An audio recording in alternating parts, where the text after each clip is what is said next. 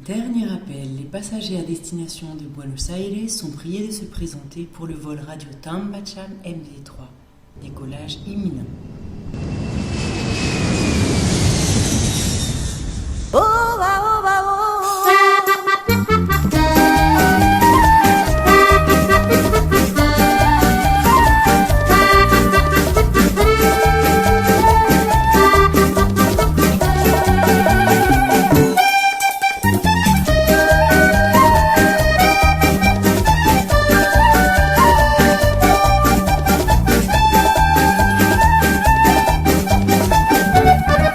Ponete negra el vestido nuevo porque el candombe te llevaré. Haceme negra ese movimiento igual que cuando me enamoré. Dígame el traje y los zapatos con mucho brillo tienen que estar. Échame un poco de agüita fuerte porque el candombe me hace sudar. Radio Tambacham. Radio Tambacham. Bonjour à tous. Salut à toute toute l'équipe. l'équipe. Bonjour à toutes et à tous, nous revoilà pour une émission spéciale avec des invités spéciaux pour cette 3e émission. Nous avons l'honneur d'accueillir Violeta Duarte, Vincent Choblet et Eduardo du Choripan Social Club Rio D'Argentine. A disfrutar. Viva Argentina! Hay que poner atención, cuando me va a comenzar a reír, a gozar. Hay que ser de mi color, Su color, para poderlo bailar. Oigan los cueros, ya se echan a repicar. Los tamboriles nos invitan a bailar. Y los morenos que se pueden aguantar. Oigan los perere, charara, cha.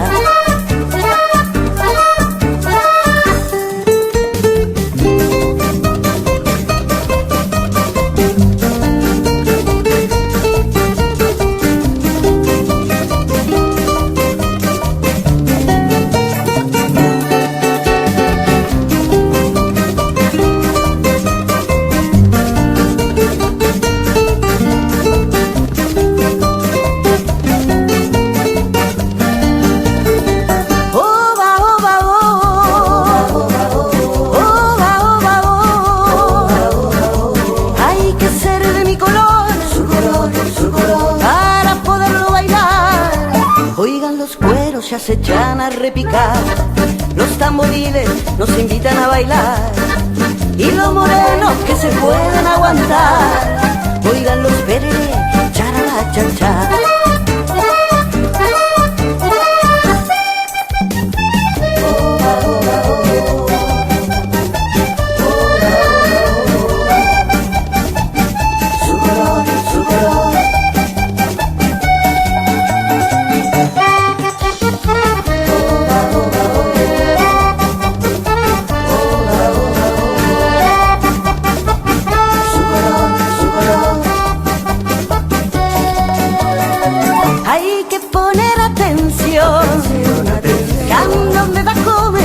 a reír, a gozar. Hay que ser de mi color, Su color, para poderlo bailar.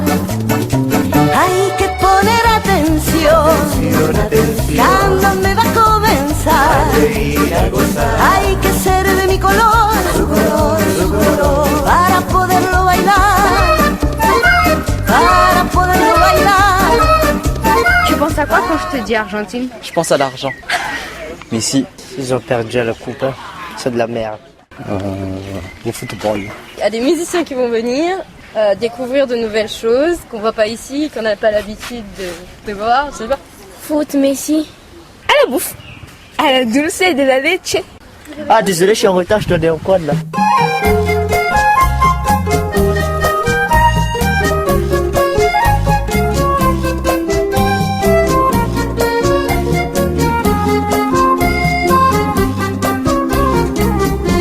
La lluna, la pruna, vestida de dol, son pare la crida, s'amare la vol. La lluna, la pruna, i el sol matiner, son pare la crida, s'amare també. Luna, lunera, cascabelera, pedile a mi amorcito, por Dios que me quiera. Dile que me muero, que tenga compasión, dile que se apiade de mi corazón. Ay, lunita redondita que la espuma de tu luz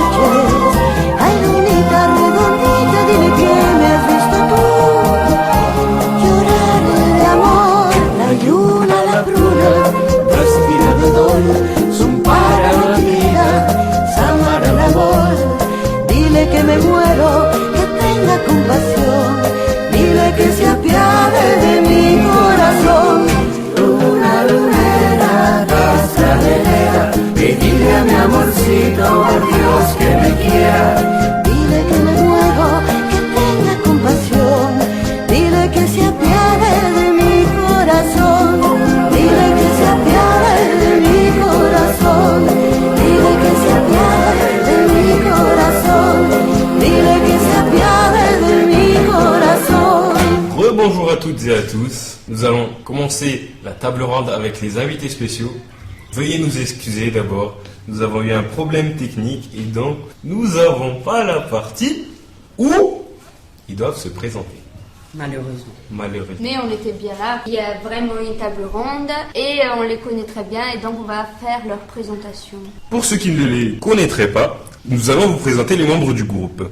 Tout d'abord, la chanteuse du groupe, Violeta Duarte, une Argentine qui a quitté son pays avec son mari pour fuir la dictature qui régnait à l'époque, il y a 34 ans. Un petit bout de femme très énergique qui vous donne de la pêche de suite.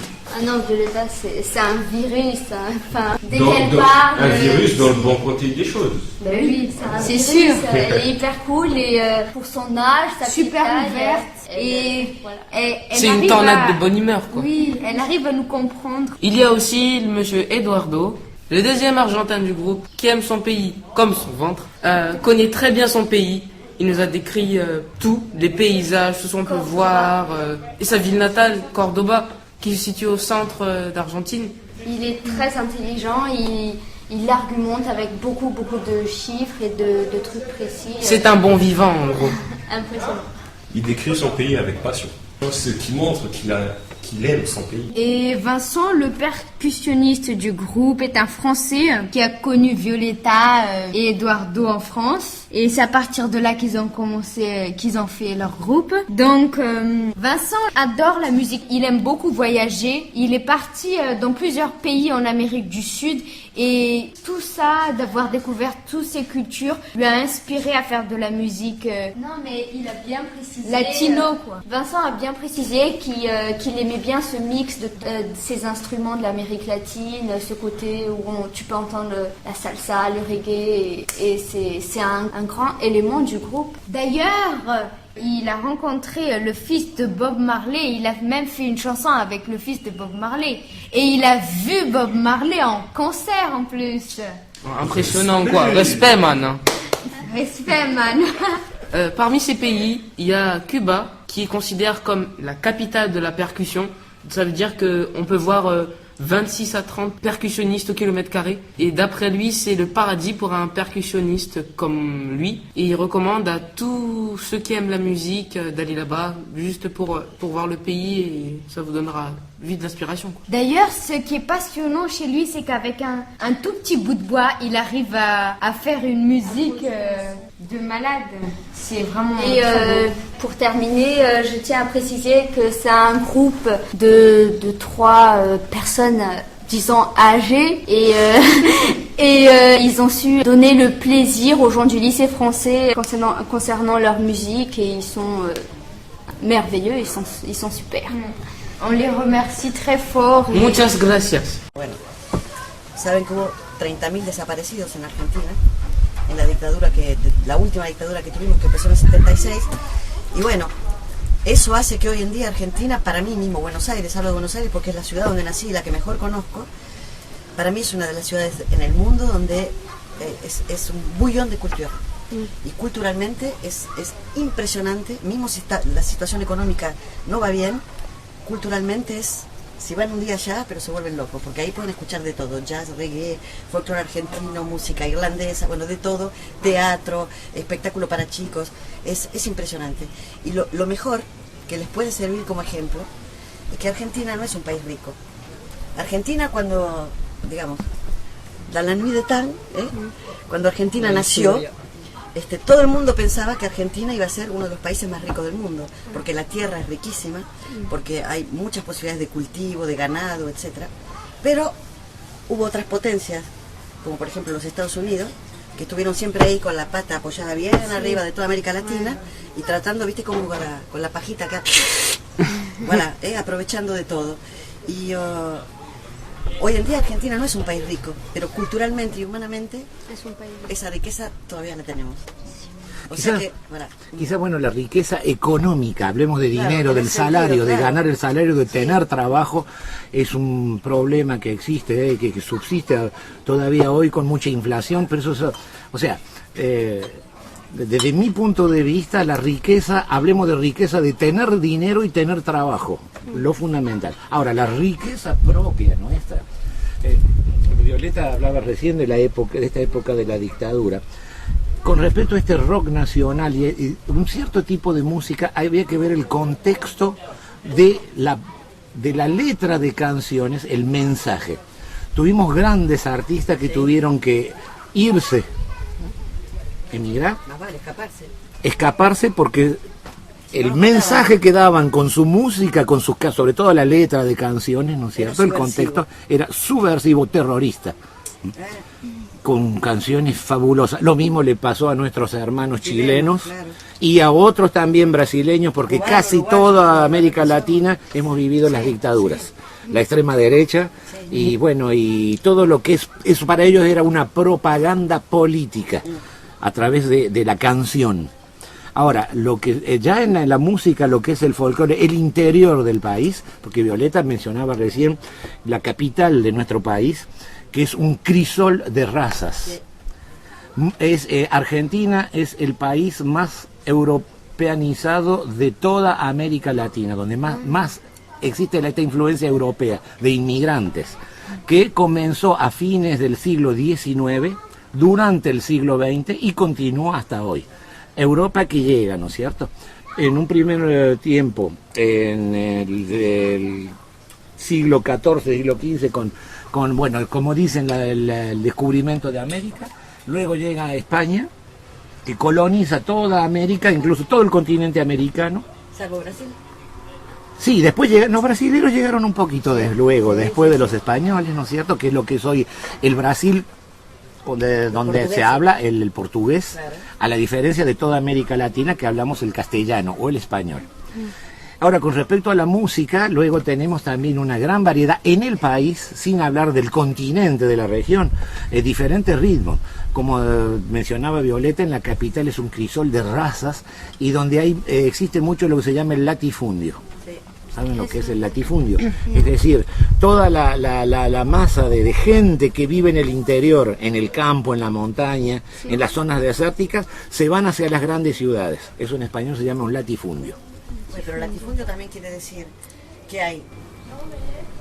la Argentina es un país, como yo explicaba hoy a los chicos, que a nivel del tamaño es 5 veces la Francia. 5 veces Francia a nivel del tamaño, o sea que es enorme. Y un latifundista también es la persona propietaria de enormes cantidades de tierra y donde le da trabajo a la gente, pero por una patata, o ¿entendés? Bueno, es la explotación también, el latifundio también es eso. Y eso hoy en día sigue existiendo, lamentablemente, pero eso existe en el mundo entero, ¿no? Sí. La gente que tiene mucho dinero tiene el poder del dinero y que explota... Como los Estados Unidos. Sí, pero eso existe en todas partes. Y bueno, la capital, Buenos Aires, que es, si hablamos de la población, por ejemplo, de Argentina, que somos actualmente 45 millones de habitantes, yo no puedo compararlo con Madagascar porque no sé qué cantidad de habitantes hay, o sea, lo que cuando se mide la cantidad de habitantes por kilómetro cuadrado no la conozco aquí. En Francia sabemos que es un país que tiene 560.000 kilómetros cuadrados, y la Argentina tiene 6.500.000 millones de kilómetros cuadrados. Con una población, yo lo comparo siempre con Francia porque lo conozco al país, donde hay 60 millones, ¿no? Sí, más o menos. 65 quizás, y nosotros con un país casi seis veces más grande que Francia, tenemos solamente 45 millones, de los cuales... tenemos entre 10 y 11 millones en Buenos Aires, todo lo que es la capital, y los alrededores es más. O sea que hay más población en Buenos Aires que en París. Córdoba, de donde yo vengo, es la segunda ciudad y llegamos a 1.800.000 habitantes. Luego tiene Rosario, la tercera ciudad, un poquito menos, 1.600.000 habitantes. Pero luego en un país tan extenso, uno toma la ruta, por ejemplo, en toda la región de La Pampa, uno toma el coche y hay que hacer 150 kilómetros para encontrar un pequeño poblado, ¿no es cierto?, donde hay 150 habitantes y luego continuar. Si nos vamos, por ejemplo, hacia el sur, la Patagonia es casi un desierto más bien frío. O sea, Buenos Aires, por eso yo hablaba de esta cuestión de esta gran riqueza, un crisol de razas, de países que tiene Buenos Aires, y luego ya se empieza a expandir luego ya en el resto del país. Pouvez-vous nous parler un peu de l'Argentine, des activités qu'on peut faire, des repas, enfin... Oh, repasa Eduardo. Las actividades más famosas que podemos hacer en Argentina. El fútbol. Fútbol, deporte. Tenemos, eso lo podemos decir con orgullo, ¿no? En nivel deportivo general, de todos los deportes, los más practicados, digamos, en el mundo, el fútbol estamos entre los primeros, ¿no? Tenemos muy buenos jugadores, Lionel Messi, Diego Armando Maradona, que no juega más, pero bueno, son ya grandes símbolos. De ahí donde viene un poquito esta pequeña guerra con el Brasil, ¿no? Porque bueno, en el fútbol es guerra únicamente deportiva, porque por el resto... y luego tenemos en otras rugby también. Sí, no, por eso ahora vamos a los otros rubros de deportivos, como el rugby, ¿no? Bueno, tenemos los Pumas, campeones internacionales. C'est même la seule équipe vraiment de rugby dans le top 10, on va dire, de ce continent. Tenemos en el automovilismo, incluso que en Francia fue conocido Juan Manuel Fangio, uno de los grandes campeones de Fórmula 1 de los años 50, 60. Hemos tenido en el boxeo, grandes campeones, Carlos Monzón, campeón mundial. En tenis hemos tenido grandes tenistas, Gabriela Sabatini, Guillermo Vilas, que fue novio de una de las princesas de Mónaco, también, ¿no? De Carolina de Mónaco, fueron novios con Guillermo Vilas. Y bueno, en el fútbol, en rugby, en básquet tenemos muy buenos equipos de básquet, de handball. Bueno, eso es lo que se exporta y lo más conocido, pero también hay que pensar que, por ejemplo, a nivel de teatro, a nivel de películas, cine, música también hubo genios, como en muchas partes, no digo que solo en Argentina, pero para responder a tu pregunta, porque hemos tenido músicos que han salido de Argentina, mismo si uno, por ejemplo, que aquí todo el mundo dice que es francés porque nació en Toulouse, como Carlos Gardel, que fue un poco el fundador del tango argentino, pero que a los 4 años se fue a vivir a Argentina. Había otro músico también de tango, Astor Piazzolla, bandoneonista, exacto, que él estuvo muy rechazado en Argentina porque justamente traía ideas nuevas de un tango nuevo, etcétera. Entonces la gente muy tradicional decían que eso ya no era tango. Y bueno, vino a triunfar a París, y una vez que fue conocido en París, en Argentina, se transformó en un dios también, ¿entendés? Bueno, quiero decir que en general hay muchísimas, hay súper buenos cocineros, se mueve mucho, sí, perdón. Pienso que Leticia quería saber las actividades, por ejemplo, si vas en vacación en Argentina, lo que puedes hacer. En français, là, on va peut-être faire un petit peu en français pour donner envie d'aller en vacances en Argentine, justement. Moi, je me rappelle la bouche de parler de ça, parce que la plage, quand même. La côte est magnifique. La côte atlantique, elle est magnifique. Un petit peu froid. Mais... Ouais, mais parce que toi, il est cordobais, lui, pero la côte, moi, j'adore. Bon, j'adore la Méditerranée, maintenant que j'habite depuis si longtemps au bord de la Méditerranée, mais l'Atlantique en Argentine, c'est magnifique. J'adore les vagues, là-bas, tout te régale. Et tu peux marcher longtemps, bon, c'est magnifique. Bon, donc, il y a un tourisme sur toutes les plages qui est super développé. Il y a les paysages de montagne. Par exemple, au sud, où il y a des gens qui font la saison d'hiver ici, en France, et pour faire du ski, il y a des moniteurs qui après ils vont faire l'hiver là-bas, dans la cordillère entre l'Argentine et le Chili, tu vois. Et alors les paysages, c'est comme en Europe, mais multiplié par 10 000. C'est l'immensité même. Voilà. Il y a des lacs en Patagonie qu'on ne connaît même pas la profondeur encore, parce qu'on n'a pas pu les sonder tellement ils sont profonds, tu vois. Ouais. Et je voudrais rajouter par rapport à ça, c'est le pays, il est tellement, il y a quand même entre le nord, l'extrême nord et l'extrême sud de l'Argentine, nous avons à peu près 6 000 kilomètres, c'est 5 000 et quelques kilomètres à faire. Donc nous nous trouvons, selon notre situation géographique, ici, Madagascar, ça correspond, si on prend l'équateur, le tropique de Capricorne, vous voyez le climat de Madagascar, vous êtes au tropique de Capricorne et vous rapportez ça à l'Argentine. Si vous prenez une carte du monde, Le tropique de Capricorne, il passe juste au nord de l'Argentine. Et là, vous avez un climat tropical, un tout petit peu frais l'hiver, mais un climat qui ressemble beaucoup au climat que vous avez ici, dans des provinces. Nord-est.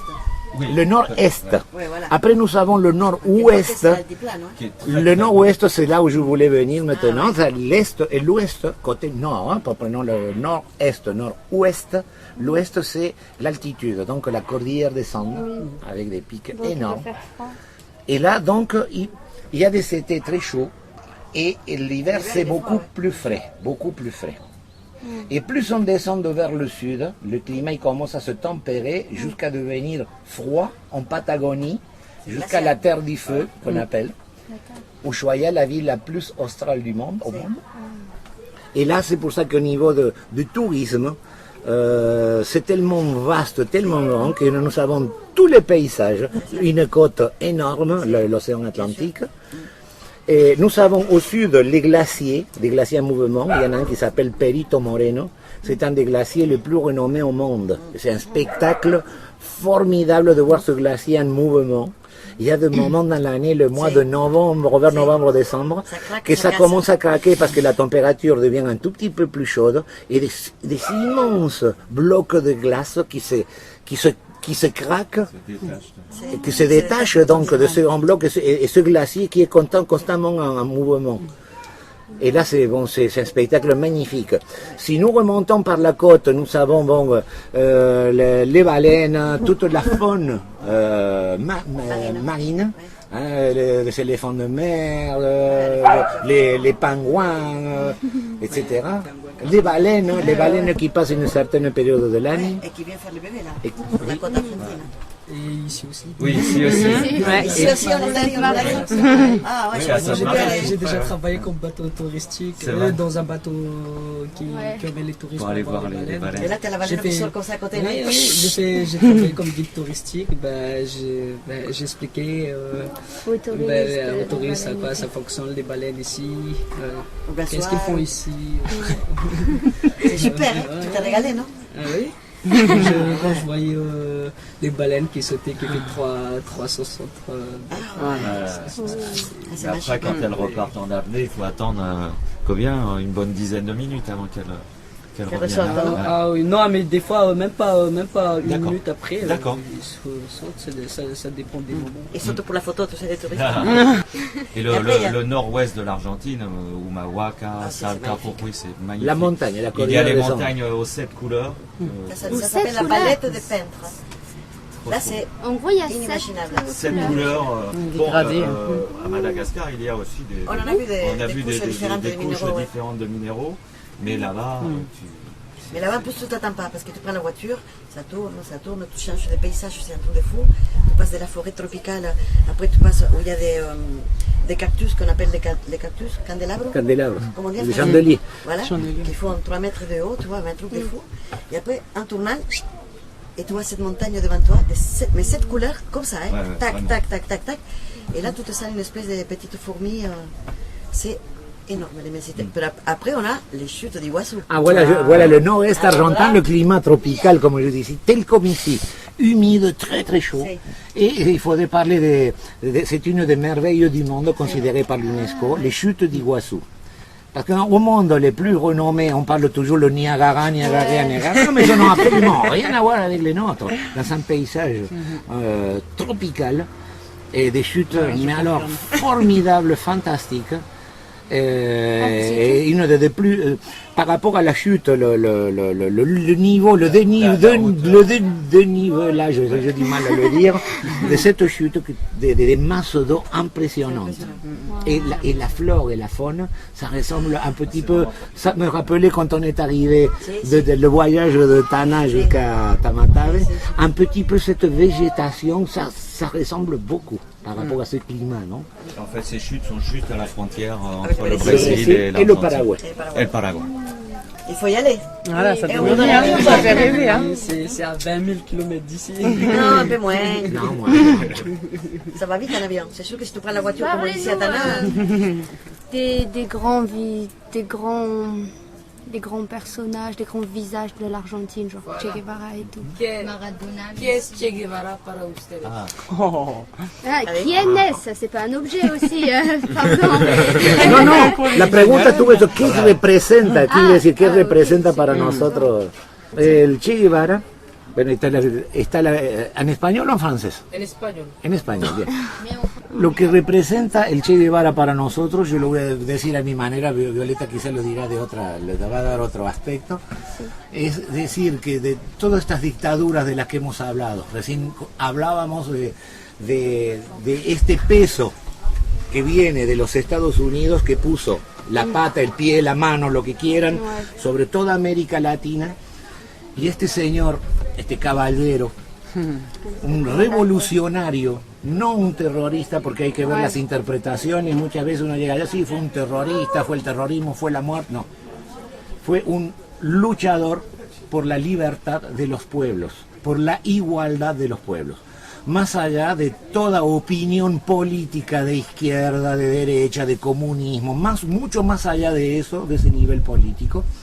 Fue un revolucionario para darle un poco la igualdad, para que existiera la igualdad entre la gente.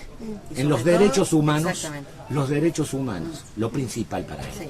Que fue un precursor de la libertad contra la opresión del colonialismo. Porque hablamos de colonialismo en la época colonial del siglo XVI, pero la colonia existe hasta el día de hoy, económicamente, y bueno, sucede un poco en todo el mundo, ¿no? Ciertas grandes potencias y ciertas multinacionales que son un pulpo, y económicamente es por eso que vemos tanta miseria en el mundo. Es ese el producto, y el Che Guevara, eso él representa para nosotros justamente la lucha por la libertad de clases y la igualdad de clases. Les colons... Les colons? Non. Les colonisateurs? C'est les gens qui ont tué Che Guevara. C'était des gens de la Colombie, non? Non, je sais plus trop. No, de Bolivia. Ouais, de la Bolivie. De Bolivia. Ouais. El problema es que como eso se puede traspasar à je vais le dire en français, donc aujourd'hui c'est exactement la même chose. Dans n'importe quel endroit du monde où il y a quelqu'un qui essaie juste de défendre, parce qu'en Amérique latine, il y en a eu comme en Australie et tout ça, des gens qui défendent les Indiens, tu vois, en Amazonie, etc. Je veux dire, ça n'appartient pas qu'aux Argentins. Dès qu'il y a une personne qui est capable de se battre avec ses idées, et s'il faut prendre les armes, capable de laisser la vie pour, face à ça, il y a tout un système mondial qui fait que, si tu veux, quand on parle des États-Unis, c'est pas seulement l'oppression économique, c'est que les États-Unis, pour pas avoir du communisme en Amérique latine, ils ont été toujours prêts à tout. Les Américains, ils formaient, et les Français un petit peu aussi, les militaires en Argentine à l'époque de la dictature, avec les techniques de torture les plus avancées au monde. Parce qu'à l'époque de la dictature, il faut voir, vous avez entendu parler de Hitler, bon, mais les méthodes, c'était à peu près la même chose. Ok? C'était terrible. Donc, el Che Guevara, en tant que représentant de cette lutte pour la dignité, pour la liberté des peuples, chacun devrait avoir le droit d'avoir un petit bout de terre, de vivre heureux, de fonder une famille, d'avoir à manger, je sais pas, d'être heureux dans la vie, non? Bon, ça dérange. Oui. Voilà, c'est tout simplement. Donc Che Guevara, il défendait l'indépendance des peuples d'Amérique latine. Si. Y no seulement de Amérique latine, il est venu en Afrique du Nord. Sí, il a eu une influence aussi en dehors de notre région. ¿No? Et qu'est-ce qu'il faisait à Cuba? En fait, lui, au départ, il était étudiant en médecine en Argentine.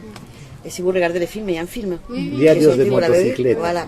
Et qui raconte un peu cette histoire. En fait, un beau jour, avec son copain de fac, ils se sont dit, attends, on va voir un peu ailleurs. Ils ont pris une vieille moto et hop, ils sont partis vers le sud. Et en fait, ils sont venus aller voir ils sont descendus, ils sont remontés après. Pardon, voilà. Oui. Et en fait, ils se sont rendus compte que la vie, elle n'était pas comme la leur. Tu vois, quand tu étudies médecine, c'est que plus ou moins, tu as un petit niveau social, économique et tout ça. Et puis, quand ils sont arrivés à Cuba, qui sont connus à Bolivie, etc., lui, il s'est dit, dans le travail, c'est énorme, moi, je reste et je me bats. Voilà. Après, le problème, c'est que son ami de combat au départ, c'était Fidel Castro. Ouais. Et puis ça tournait au vinaigre aussi. Parce que, enfin, tout le monde dit que c'est bien Fidel qui l'a envoyé tuer, qui a dévoilé où il s'est caché, quoi. en Bolivie. Et pourtant, c'était son frère d'armes, de vie et de philosophie. Mais à un moment donné, le Che Guevara, il le dérangeait aussi à Fidel Castro. Parce que je pense que l'être humain, on est un peu... je ne sais pas si on est pourri depuis l'histoire d'Adam et Ève, tu vois l'histoire de la pomme, c'est rigolo de parler de ça. Mais on dirait qu'à partir du moment où on a un petit pouvoir, on devient vilain. Oui. Voilà.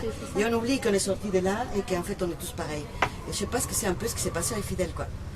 Et Fidel a fait de Cuba, il a eu un côté super. Il n'a jamais laissé que les Américains écrasent Cuba, chose qui était énorme.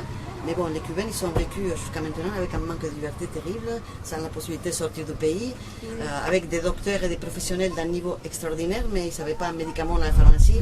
Voilà quoi. Et là, c'est en train de changer en fait. Fidel Castro ça commence. Allié de la CIA. C'est pas forcément une bonne chose. Il y a des mythes, il y a des histoires qui disent que Fidel Castro a été payé très cher par la CIA pour dire où se cachait Che Guevara. C'est pour ça que pendant la nuit, ils ont attaqué Che Guevara. Et ils l'ont exécuté le 9 octobre 1967. Muy bien. Muy bien. Attention à Wikipédia quand même. Non, mais là, ce qu'il dit, c'est en direct. Là, on va vérifier nos sources, ouais, on va ouais, boire un peu, on va ouais. prendre une petite pause et après on reprend. Petite pause musicale. Une petite pause musicale avec une Allez, petite ça c'est une pause super musicale. idée. Allez. Quelle est votre chanson préférée? Alors attends, voyons que je me rappelle les titres qui sont là. Hop, ça les lunettes. Mais bon, écoute, moi je les aime toutes alors. Bien. Non, mais je suis aussi ensemble, non? Qu'est-ce que vous... Alors, je vous lis les titres. Une que vous allez venir écouter jeudi ou vendredi? Oui. Ouais, alors peut-être Tupac Amaru. Allez, Tupac Amaru. On y va. Alors, Tupac Amaru, c'est une chanson que j'écris. Je vous raconte l'histoire vite fait. Je vais régulièrement en Argentine et puis en voyage. À chaque fois quand j'y vais, je suis trop contente évidemment. Et quand je pars, c'est toujours très difficile. Même si je suis contente de rentrer en France, parce que je suis bien en France aussi. Je me suis refait plein d'amis, famille, mon travail, j'adore tout ça. Et donc j'ai écrit cette chanson, que c'est un mélange en fait. Ça parle de Tupac Amaru, qui était un Inca, qui a laissé sa vie, lui et sa famille, exactement par la même cause que Che Guevara. Ça veut dire parce qu'il luttait pour que ce peuple indien garde ses terres et sa liberté, sa façon de vivre et tout ça. Donc on l'a explosé.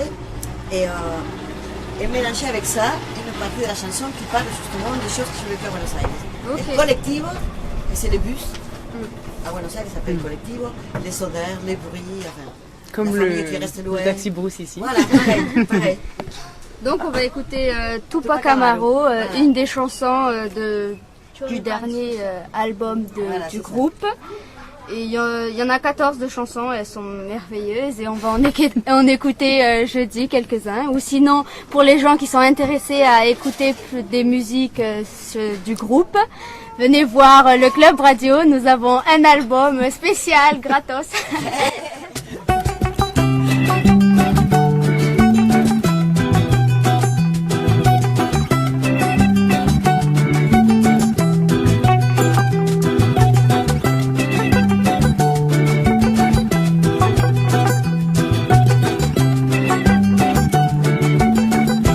Esta es la historia sentida del país donde nací, alegrías y tristezas del pueblo con quien viví, con un pasado orgulloso pero también vergonzoso, sin olvidarme hoy en día que hace parte de mí.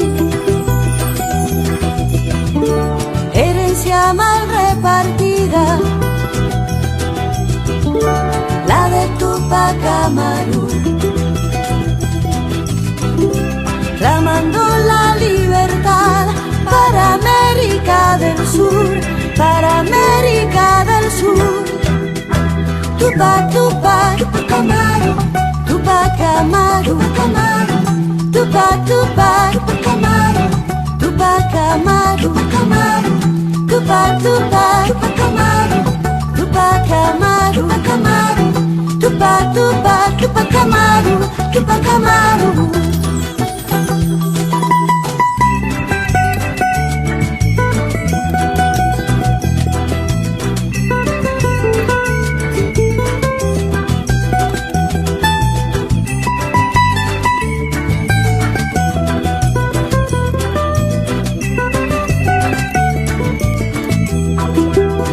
Tupac, Tupac, Tupac Amaru, Tupac, Tupac, Tupac Amaru, Tupac Amaru, Tupac, Tupac, Tupac Amaru, Tupac Amaru, Tupac, Tupac, Tupac Amaru, Tupac Amaru. Y voy yo, y voy yo, y voy yo, y voy yo, y voy yo, y voy yo, y voy yo, y voy yo, y voy yo, y voy yo, y voy yo, y voy yo, y voy yo, y voy yo, y voy yo. La calle es muy quilombera, mucho ruido, mucho más. Los taxistas siempre locos, bocinando sin parar.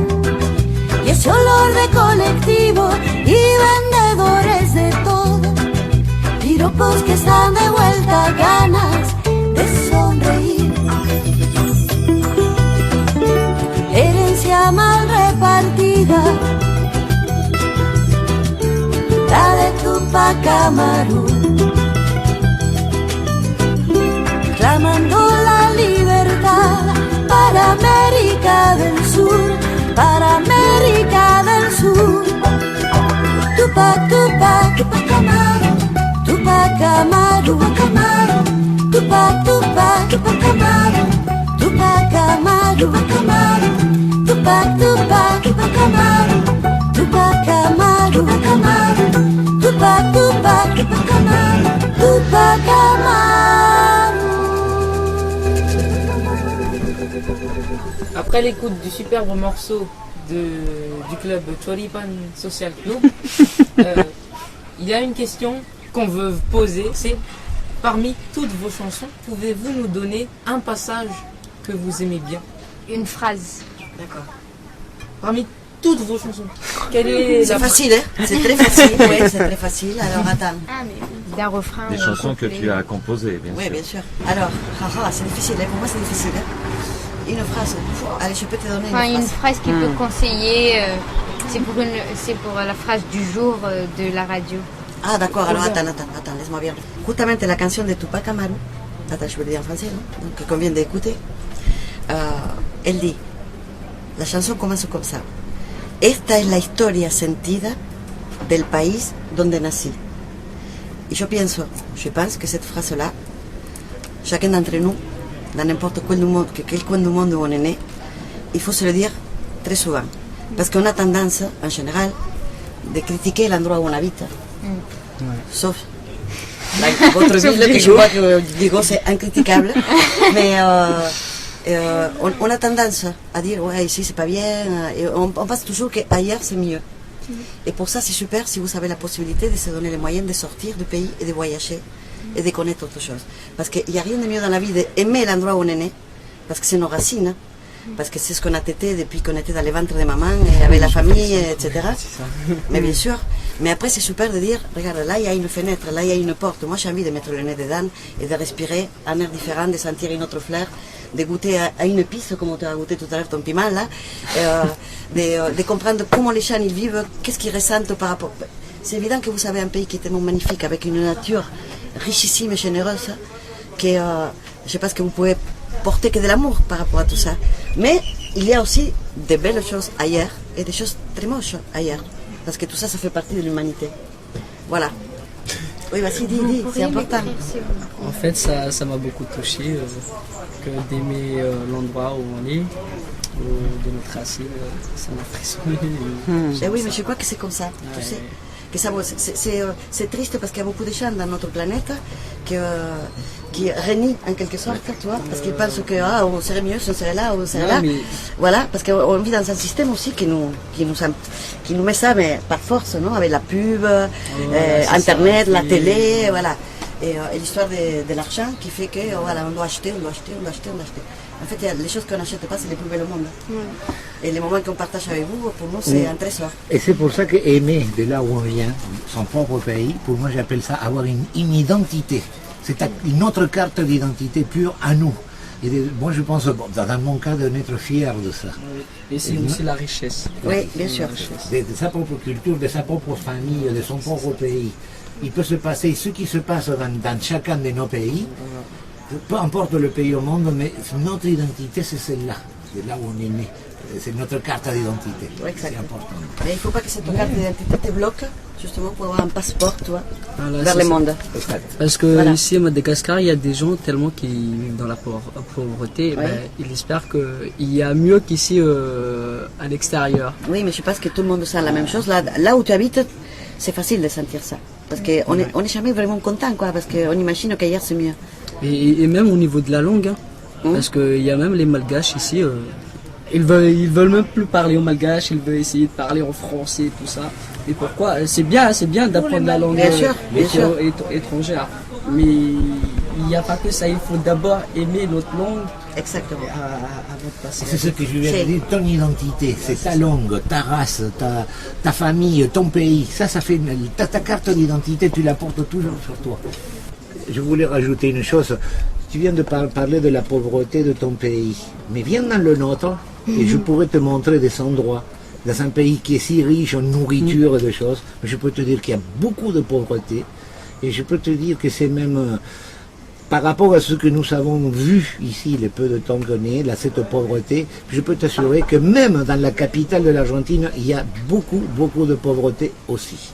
C'est ce qu'on appelle aussi les bidonvilles. Et non seulement, je parlais pour dire la capitale qui est si riche, si cosmopolite, il y a de la pauvreté à la capitale, mais on va dans certaines régions.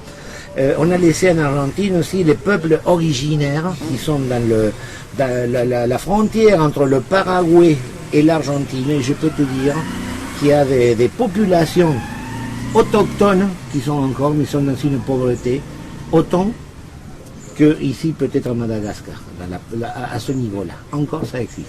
Et je te parle de notre pays, de l'Argentine. Mais la pauvreté, elle est partout, c'est ça qu'on n'a pas compris. Exactement. Même chez les plus riches, ils trouvent qu'ils sont encore pauvres parce qu'ils n'ont pas ce qu'ils veulent, ils en veulent toujours plus. Et donc la pauvreté, Oui, mais l'herbe est toujours verte à l'extérieur. Et moi, je ne veux pas me référer à dire de parler mal de son pays, parce que notre pays d'adoption, pour nous, c'est la France, nous habitons là-bas. C'est un pays merveilleux, la France, que dans mon cas, je pense que Violetta, c'est pareil, nous a donné la possibilité d'exercer notre métier et pouvoir gagner notre vie avec la musique. En Argentine, on aurait pu le faire, mais ce serait beaucoup plus difficile, gagner sa vie plus ou moins correctement. Aujourd'hui, c'est un petit peu plus difficile en France. Mais il y a une question importante, que la pauvreté aussi, on la voit en France. Il y a le niveau de pauvreté, bien sûr, il y a certains niveaux, certains paramètres de pauvreté. Mais quand on voit par exemple à Paris en plein hiver, les SDF, des gens qui n'ont pas où se loger, qui meurent dans la rue, qui meurent de froid, qui sont dans des situations dans un pays si riche en argent, riche en beaucoup de choses, mais la preuve aussi que la pauvreté existe en France aussi. Et ce sont des cas lamentables. Des gens qui font les poubelles. C'est pas pour je ne veux pas parler mal de la France, mais c'est pour vous donner les exemples. C'est une réalité. La pauvreté, elle existe partout. C'est une réalité. Et la richesse, par contre, c'est celle qu'on a à l'intérieur. Voilà. À partir du moment où on la cherche dehors, on est mort. Parce qu'on ne sera jamais heureux. Pomme selecta. On fait un dernier petit tour de table. Allez, qui commence? Ben moi alors. Allez. L'interview avec le groupe, les artistes argentins, exceptionnel, bien sûr. Ça m'a appris plein de choses sur l'Argentine, l'Amérique latine, au niveau géographie, mais culturel aussi. Et la leçon de morale, la leçon de morale vers la fin, ça m'a touchée et ça m'a fait réaliser certaines choses. Et franchement, j'ai bien aimé. Super. Eh bien, nous ne pouvons qu'être fiers d'être parmi vous, parce que ça nous enrichit énormément de connaître votre culture, de cette façon, cette immense chance que nous avons eue. Là, on en parlera aussi, je ne sais pas si on va en parler, mais cette possibilité que vous nous avez donnée, vous tous, les professeurs, vous aussi les élèves, cet accueil que vous nous donnez, ça fait que nous enrichir et de prendre aussi une très bonne leçon de vie pour nous de visiter ce pays merveilleux que c'est un paradis. Vraiment, c'est Madagascar. C'est un vrai paradis. Un paraíso. Un paraíso. Vous dites qu'on vous a enrichi, mais vous nous enrichissez aussi de votre venue parce que un échange. c'est un échange réciproque. Et c'est ça qui est bien. Ouais. C'est bien, ça nous aide à mieux comprendre la vie et notre culture en général. Quoi. C'est vraiment un plus pour nous et franchement, personnellement, ça me donne envie de visiter l'Argentine et de voyager un peu partout dans le monde pour voir. Bien, c'est gagné. Écoute, moi, je n'ai pas grand-chose à rajouter. Moi, je vous dis merci aussi parce que il y a une chanson magnifique que je vous conseille d'aller l'écouter d'une femme chilienne qui s'appelait Violeta Parra. Et elle a écrit une chanson qui a dépassé les époques, les modes, etc. Parce que les paroles, elles s'appellent Gracias a la vida. Gracias a la vida que me ha dado tanto. Et moi, je pense que pour moi, cette rencontre, c'est ça, en fait. On peut que se dire merci, parce que, en fait, on s'est donné plein de choses pendant ces petits moments, et que je pense que ça va nous rester, voilà, chacun dans notre chemin. Et que vous savez que si vous venez en France, vous avez une petite maison avec un lit, une guitare, et donc vous êtes les bienvenus chez nous. Voilà. Et muchísimas gracias. Il y a un proverbe malgache qui dit Sem tamba travato, sem sara kafasque. C'est ce qui dit, c'est comme dans le club radio, Sem tamba, ça veut dire l'union fait la force, mais mot à mot, c'est. Comment on dit fiava? Si tu t'unis, t'es une pierre. L'amour. Et si tu t'unis pas, t'es du sable. C'est la poussière. Ouais. Ça veut dire qu'il. Très beau. C'est beau. Très beau. Très beau.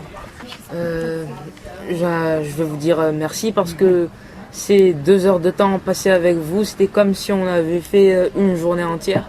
Ce moment inoubliable qui restera gravé en nous. Ce tête-à-tête vraiment privilégié avec vous, ça nous a permis d'apprendre beaucoup de facettes de votre personnalité, de l'Argentine, de la naissance de votre groupe. Et si seulement vous pouviez encore rester une semaine de plus. Ah nous on veut bien. À Diego. ça serait le top. Parce la prochaine fois qu'on vient, on ira. Parce que c'était vraiment bien et j'ai hâte de vous revoir un jour. Alors bon, le voyage pour moi c'est de toute façon la plus grande école de la vie et je pense que beaucoup de problèmes de racisme notamment aujourd'hui qui existent partout dans le monde n'existeraient pas ou beaucoup moins si les gens apprenaient à connaître l'autre, mais ne serait-ce que son voisin, pas forcément en allant voyager, mais c'est vrai que c'est par la méconnaissance de l'autre que naît le racisme. Donc merci à vous de cet accueil et de ce joli moment et cette belle rencontre. De rien. Et la mienne? Ben, c'était bien. Enfin. C'est quand tu redonnes pas ta mise. Voilà, c'est quand tu redonnes pas ta mise. Merci à vous pour ces conseils. On a bien apprécié ce moment et j'espère que on restera en contact. Enfin, voilà. Muchas gracias. Gracias.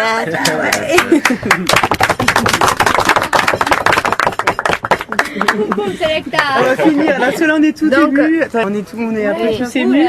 On va peut-être mettre une musique un peu... Oui, et pourquoi pas mettre la musique qu'elle vient de dire.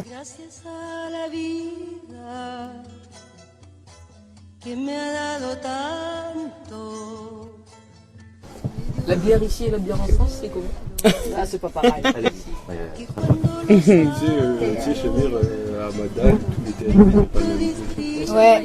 À Diego, il est meilleur. Arrête carrément là parce que il n'y a pas que Diego à Madagascar. Il y a un tirabé Diego parce que Diego. Parce qu'ils en produisent. C'est la même chose que la bière de Buenos Aires et de Córdoba. Tu vas voir, la nôtre elle est meilleure.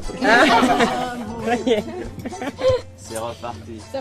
Gracias a la vida que me ha dado tanto, me ha dado el oído que en todo su ancho graba noche y día, grillos y canarios, martillos, turbinas, ladridos, chubasco y la voz tan tierna de mi bien amado. Gracias Gracias a la vida que me ha dado tanto, me ha dado el sonido y el abecedario, con él las palabras que pienso y declaro, Padre, amigo, hermano y luz alumbrando la ruta del alma del que estoy amando. Gracias a la vida que me ha dado tanto, me dio el corazón que agita su marco cuando miro el fruto del cerebro humano, cuando miro el bueno tan lejos del malo, cuando miro el fondo de tus ojos claros. Gracias a la vida que me ha dado